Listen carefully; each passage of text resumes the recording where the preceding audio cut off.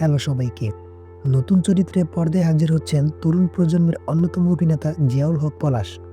এবার তিনি আসছেন খালিদ হয়ে। আর এই চরিত্রের জন্য নিজেকে অনেকটুকুই বদলে ফেলেছেন তিনি। কেননা সিনেমাটিকভাবেই এতে পলাশকে দেখা যাবে অ্যাকশন হিরো হিসেবে। সম্প্রতি দেশের একটি গণমাধ্যমে নেয়া একটি সাক্ষাৎকারে এমনটাই জানালেন এই জনপ্রিয় অভিনেতা।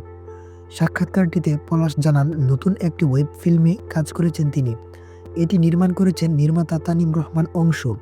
তার অভিনীত এই ওয়েব ফিল্মটির নাম খালিদ।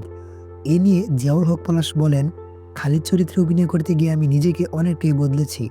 যারা আমাকে কাবিলা হিসেবে চিনে, তারা আমাকে এখানে সেই চরিত্রে দেখতে পাবে না।